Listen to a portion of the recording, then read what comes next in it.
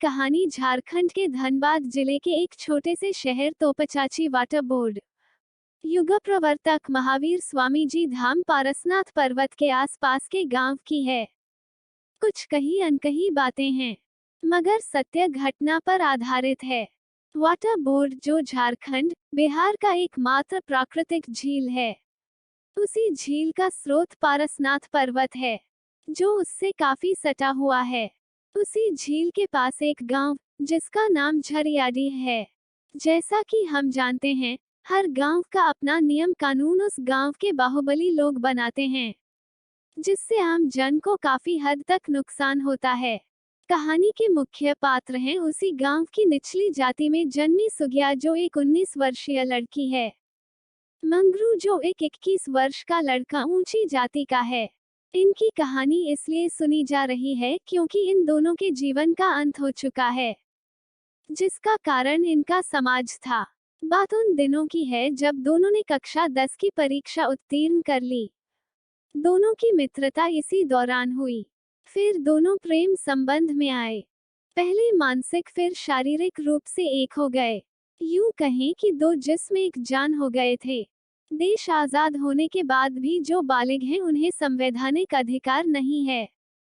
जब ये समस्या बड़े बड़े शहरों में आम बात होती है तो गांव में तो अधिकारों का कोई मतलब ही नहीं। जो पंचायत कहे या घर वाले कहें वही सही है।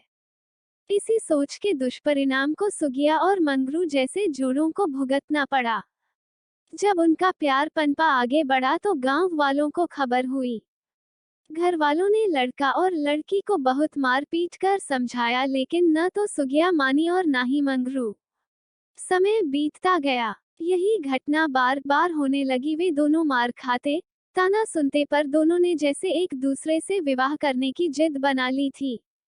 बात पंचायत तक पहुंची तो पंच ठहरे ऊपरी जाति के, उन्होंने भी लड़की वालों को ही गलत ठहराया और लड़के से दूर रहने को कहा। लेकिन मंगरू सुगिया का साथ नहीं छोड़ना चाहता था। उन दोनों का गांव के चौराहे पर मिलना, चोरी छिपे झील में जाना सभी को पता था। उन दोनों की प्रेम कहानी हर एक की जुबानी बन गई थी। कुछ लोग उन्हें वासना के पुजारी कहते तो कुछ लोग राधा कृष्ण का स्वरूप। दिन बीतता गया, साल बढ़ता गया। उनके प्रति गांव वालों और घर वालों का घृणा चरम पर था। जैसे उन्होंने प्रेम नहीं भारत माता के दामन पर दाग लगा दिया हो, कोई देशद्रोही वाला काम किया हो। उनके सभी दोस्त, साथी, सहेली सभी ने उनको खुद से अलग कर दिया। अंत में दोनों ने खुदकुशी करने का फैसला किया। उन्होंने रणनीति तैयार कर एक दूसरे को समयानुसार उसी झील पर बुलाया, क्योंकि दोनों उसी में कूदकर आत्महत्या करने वाले थे। उन्होंने दिन तय किया, क्योंकि लड़का लड़की एक दूसरे के होकर मरना चाहते थे। वहीं एक मंदिर में दोनों ने शादी कर जान देने की योजना बनाई थी। कुछ दिन बाद तय किए समय पर सुगिया दुल्हन के वेश में शादी के पश्चात अपनी जान देने को तैयार थी। शायद ऊपर वाले को कुछ और ही मंजूर था, क्योंकि मंगरू के घर वालों ने उसे खूब मार पीट कर घर में ही बंद कर रखा था। वो रो रहा था, तड़प रहा था कि मुझे जाने दो, पर उनके भाइयों ने उसकी एक न सुनी। वो घर पर ही अधमरा हो चुका था।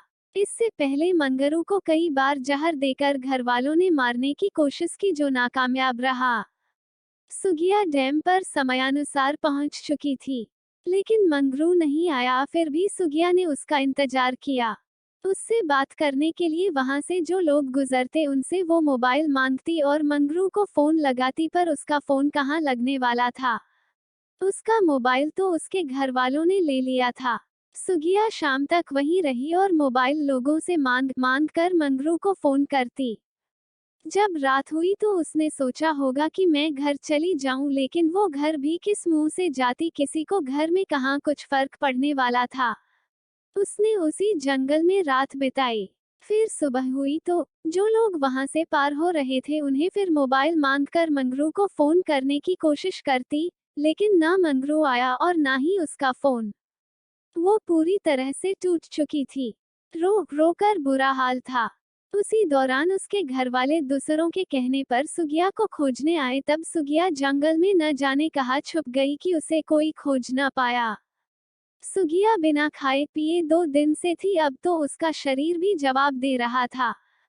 फिर भी वो रास्ते में किसी अजनबी से मोबाइल मांगती और मंगरू को फोन करती। लेकिन सुगिया के प्रेमी मंगरू से उसकी बात न हुई।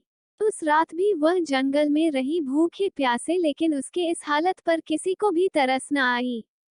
जंगल में छिपे माओवादियों ने उसका बलात्कार कर उसे पूरी तरह से बर्बाद कर दिया। उसके अगले ही सुबह सुगिया ने हिम्मत जुटाकर झील में कूदकर आत्महत्या कर ली और वो इस जालिम दुनिया को छोड़कर चली गई। बात यहीं खत्म नहीं हुई। अब कहानी में नया मोड़ आता है। सुगिया की मौत आग से भी तेज पूरे गांव में फैल गई। थोड़ी देर से ही सही, पर मंगरू को भी इस बात का पता चला। वो तो पहले से ही अधमरा था, अब ये खबर सुनने के बाद वो पूरा मर गया, मानो जिंदा लाश बन गया हो। वो चीखने चिल्लाने लगा। अब तो घर वाले भी हार मान गए। कुछ दिन बाद जब ये सब शांत हुआ, लोगों के दिमाग से खत्म हो चुका था, लेकिन सुगिया ने ऐसा होने नहीं दिया। लगभग 7 दिन बाद उस रास्ते में जो भी जाते उसे सुगिया की आवाज सुनाई पड़ती। ओ भैया, जरा मोबाइल दीजिए ना, एक नाम पर कॉल करना है। लेकिन वहां कोई भी उस लड़की को नहीं देख पाता, केवल उसकी आवाज सुनाई देती थी। इस बात की पुष्टि वहां के गांव वालों ने की। साथ ही आते जाते लोगों ने कई दफा कुछ सुनी भी। कुछ लोग डरे, कुछ तो मौके पर बेहोश भी हो गए। बात यही खत्म नहीं हुई। अब सुगिया मंगरू को हूबहू अपने आसपास दिखाई देती। कभी उसके सपनों में तो कभी उसको पुकारती हुई कि तुम आओ, मैं तुम्हारा इंतजार कर रही हूँ। अंत में मंगरू पागल हो गया। वो सिर्फ सुगिया का ही नाम लेता। अभी मंगरू रांची के पागल खाने में भर्ती है। फिलहाल उसका इलाज चल रहा है, पर शायद वो जीना नहीं चाहता। अभी भी वो बस एक ही वाक्य कहता और रोता है कि सुगिया मैं आ रहा हूँ, फिर चीखता और चिल्लाता है। मंगरू के इलाज में विज्ञान भी फेल हो गया। उसके झाड़ फूक भी हुए, लेकिन वो ठीक नहीं हुआ। आज के जमाने में ऐसी घटनाएं हो रही हैं जिससे युवा पीढ़ी टूट सकता है।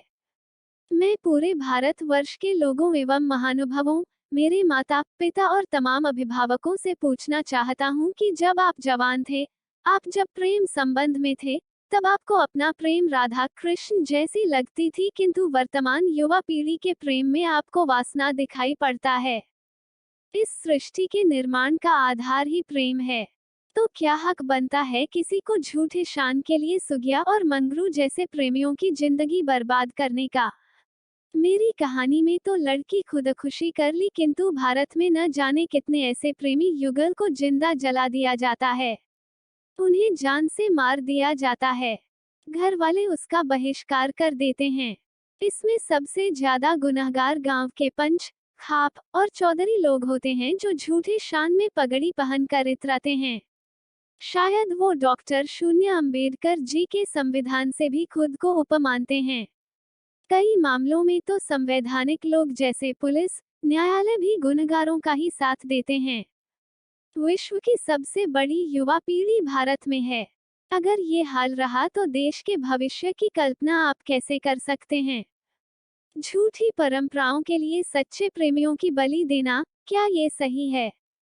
जैसे पानी एक जगह ठहरा रहे तो गंदगी आ जाएगी, उसमें बदबू उत्पन्न हो जाएगा। वैसे ही परंपराएं भी बदलने चाहिए, वरना लोग विद्रोह कर देंगे। सरकार कुछ करती नहीं ताकि उनका वोट बैंक कम न हो जाए। जवान लड़की जो प्रेम संबंध में रहती है, उसको मारकर घर वाले कहते हैं कि मेरी इज्जत का सवाल है। लेकिन जब कन्या भ्रूण हत्या करते हैं, तब हम अपनी मर्दानगी और इज्जत क्यों भूल जाते हैं? जब लड़की अपनी मर्जी से शादी करती है, तभी हमें अपनी झूठी इज्जत का ख्याल आता है। बेटा अगर दूसरी घर की बेटी को लेकर आए तो हम माफ कर देते हैं। एक ही समाज में एक समान न्याय क्यों नहीं? वहीं पंजाब हरियाणा में पूरे भारत से ही नहीं अपितु पूरे विश्व से लिंगानुपात कम है। इसकी पूर्ति के लिए झारखंड, बिहार और उत्तर प्रदेश आदि राज्यों से लड़कियों को खरीद कर मुफ्त में शादी कर ले जाते हैं, तब इनको जाति, धर्म और मजहब नहीं याद आता है। ये एक तरह का समाज का दोगलापन है और कुछ नहीं। कहीं न कहीं दहेज प्रथा का कारण जाति में विवाह ही है। जिस दिन अंतरजातीय विवाह शुरू हो गया, मानो दहेज प्रथा खत्म हो जाएगी, इसलिए प्रेमी युगल का सम्मान करना चाहिए। भारत में इतना प्रेमियों के विरोधियों के बावजूद भी इस देश में कुछ ऐसे भी लोग हैं जो प्रेम करने वालों की रक्षा करते हैं, जिनका नाम है लव कमांडो, जिसके संस्थापक संजय सचदेव हैं, जिन्होंने हजारों युगलों को होने वाली दुर्घटना से बचाया है। जब एक 18 साल का लड़का या लड़की अपने भारत देश का प्रधानमंत्री चुन सकता है, तो अपना जीवन साथी क्यों नहीं चुन सकता? हमारे भारत के सर्वोच्च न्यायालय ने साफ साफ कहा है कि जाति प्रथा हमारे भारत देश को पूरी तरह से बांट रही है। इस देश को नेता और सरकारें नहीं जोड़ सकती हैं, सिर्फ इंटरकास्ट मैरिज अर्थात प्रेम विवाह ही जोड़ सकता है। तारांकन ये कथन है हमारे सुप्रीम कोर्ट का, फिर भी अगर आप डरते हैं तो इसका कारण है प्यार को छुपाना, और इसी के कारण ही घरवाले, पड़ोस, गांव, खाप, पंचायत, झूठा समाज आदि आप पर जुल्म करते हैं। आप अगर प्रेम करते हैं तो गर्व से कहो कि आप प्रेमी हो। इस देश की गलत परंपराओं के खिलाफ हो। प्यार करना पाप नहीं है। इस सच्ची घटना पर आधारित कहानी पर आपकी क्या राय है? कमेंट करके बताएं। और सच्ची घटना पर आधारित कहानी सुनने के हमारे YouTube चैनल को सब्सक्राइब करें, और कहानी अच्छी लगी हो लाइक करें। फिर मिलते हैं एक और नई कहानी के साथ। आप सभी को धन्यवाद।